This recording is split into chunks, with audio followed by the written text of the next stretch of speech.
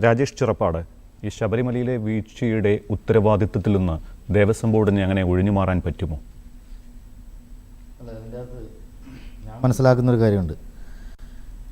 ശബരിമല എന്ന് പറയുന്നത് വിഷയം വളരെ സെൻസിറ്റീവായൊരു വിഷയമാണ്. ശബരിമല മാത്രമല്ല, പിന്നെ ഇന്ത്യയിലെ വിശ്വാസം എന്ന് പറയുന്നത്, ക്ഷേത്രാചാരങ്ങൾ എന്ന് പറയുന്നത്, അത് വളരെ സെൻസിറ്റീവായൊരു വിഷയമാണ്. ഈ സെൻസിറ്റീവായ വിഷയത്തെ സെൻസിറ്റീവായിട്ടും വിവേചന ബുദ്ധിയോടുകൂടിയും വളരെ പക്വതയോടുകൂടിയും തിരിച്ചറിവോടുകൂടിയും ശാസ്ത്രീയമായിട്ടും ആണ് ഒരു ഉത്തരവാദിത്തപ്പെട്ട ഒരു ജനാധിപത്യ ഗവൺമെൻറ് സമീപിക്കുന്നത്. ആ സമീപനമാണ് ഇടതുപക്ഷ ഗവൺമെൻറ് ഇപ്പോൾ നടത്തിക്കൊണ്ടിരിക്കുന്നത് എന്നുള്ളതാണ് വസ്തുത. ശബരിമലയെ തകർക്കാൻ ഇപ്പോൾ ഏതെങ്കിലും തരത്തിലുള്ളൊരു ഗൂഢശക്തികൾ രംഗത്ത് വന്നിരിക്കുന്നു എന്നുള്ള രാഷ്ട്രീയ ലാഗോടുകൂടിയുള്ള ഒരു സംസാരമാണത്.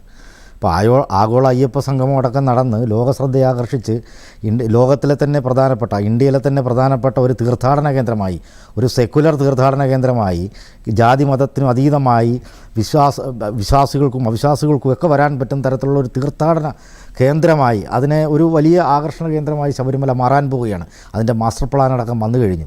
അതിൻ്റെ ഒരു പരിസരത്താണ് ഈ ഒരു വിവാദം, ഈ ഒരു അവസ്ഥ സംജാതമായിരിക്കുന്നത് എന്നുള്ളത് അതിന് കുറച്ച് കാണാൻ കഴിയില്ല. അതിനെ രാഷ്ട്രീയ മുതലെടുപ്പിന് വേണ്ടി ഉപയോഗിക്കുക. ഇപ്പം തന്നെ BJPയുടെ പ്രതിനിധി പറഞ്ഞു, അതൊക്കെ വിശ്വാസ സമൂഹം തന്നെ അതിന് മറുപടി പറയട്ടെ എന്ന് മാത്രമേ എനിക്കുള്ളൂ. അയ്യപ്പനെ അവിടെ നിന്ന് എടുത്തുകൊണ്ട് പോകുന്നു എന്നൊക്കെ തരത്തിലുള്ള വളരെ എന്താ പറയുക, അതൊക്കെ വിശ്വാസ സമൂഹങ്ങൾ ശ്രദ്ധിക്കേണ്ട കാര്യമാണ്. ഇപ്പം എന്നെ സംബന്ധിച്ചിടത്തോളം ഒരു ഇടതുപക്ഷ പ്രതിനിധി എന്നുള്ള നിലയിൽ ഞാൻ അതിനെക്കുറിച്ച്, അല്ലെങ്കിൽ ദേവസ്വം ബോർഡുമായി ബന്ധപ്പെട്ട് പ്രവർത്തിക്കുന്ന ഒരാളും അല്ല ഞാൻ.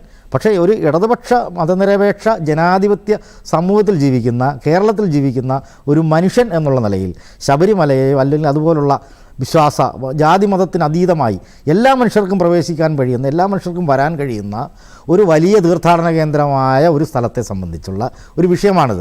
അതുകൊണ്ടാണ് ഞാൻ നേരത്തെ പറഞ്ഞത്, വളരെ സെൻസിറ്റീവായ ഒരു വിഷയമാണിത്.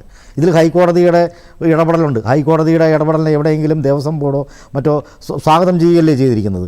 അല്ലെങ്കിൽ ദേവസ്വം ബോർഡിൻ്റെ ഭാഗത്ത് നിന്ന് എന്തൊക്കെ തെറ്റുകളാണെങ്കിൽ അതൊക്കെ തിരുത്തി മുന്നോട്ട് പോകുക എന്നുള്ളതിനപ്പുറത്തേക്ക് ഇതിനെ രാഷ്ട്രീയ ലാഭത്തോടു കൂടി കാണുകയും വിശ്വാസി അവിശ്വാസി എന്ന് പറയുന്ന രണ്ട് ദ്വന്ദ്ങ്ങൾ ഉണ്ടാക്കിക്കൊണ്ട് ശബരിമലയെ പോലുള്ള വളരെ പ്രധാനപ്പെട്ട ഒരു തീർത്ഥാടന കേന്ദ്രത്തെ വർഗീയവൽക്കരിക്കാനും ശ്രമിക്കരുത് എന്നുള്ളതാണ് പ്രാഥമികമായി ഈ വിഷയത്തെ സംബന്ധിച്ച് എനിക്ക് പറയാനുള്ള കാര്യം.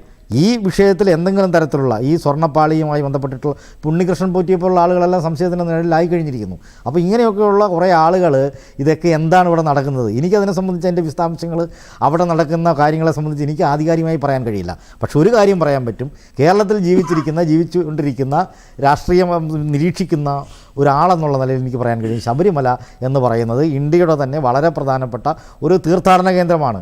അതിനെ ഒരു കാരണവശാലും ഏതെങ്കിലും LDF ഗവൺമെൻറ്റോ അല്ലെങ്കിൽ വിശ്വാസി എന്ന് പറയുന്ന ധ്രുവീകരണത്തിൻ്റെ അടിസ്ഥാനത്തിലോ മാറ്റി നിർത്തിക്കൊണ്ട് അതിനെ നശിപ്പിക്കുന്നതിന് വേണ്ടി ബോധപൂർവം ഒരു ഗവൺമെൻറ്റോ ഒരു ദേവസ്വം ബോർഡോ ശ്രമിക്കുന്നു എന്ന് വരുത്തി തീർക്കാൻ ഒരു കാരണവശാലും അനുവദിക്കാൻ പാടില്ല. ഇവിടെയുള്ള വിശ്വാസ സമൂഹം അനുവദിക്കില്ല, ഇവിടെയുള്ള ജനാധിപത്യ സമൂഹം ഇത് അനുവദിക്കില്ല എന്നുള്ള കാര്യത്തിൽ യാതൊരു സംശയമില്ല. അന്വേഷണങ്ങൾ നടക്കട്ടെ, കാര്യങ്ങൾ പുറത്തു വരട്ടെ, അയ്യപ്പസ്വാമി തന്നെ പുറത്തു കൊണ്ടുവരട്ടെ എന്ന് തന്നെയാണ് നമ്മളും പറയുന്നത്. അതിലെന്താ സംശയിക്കുന്നത്?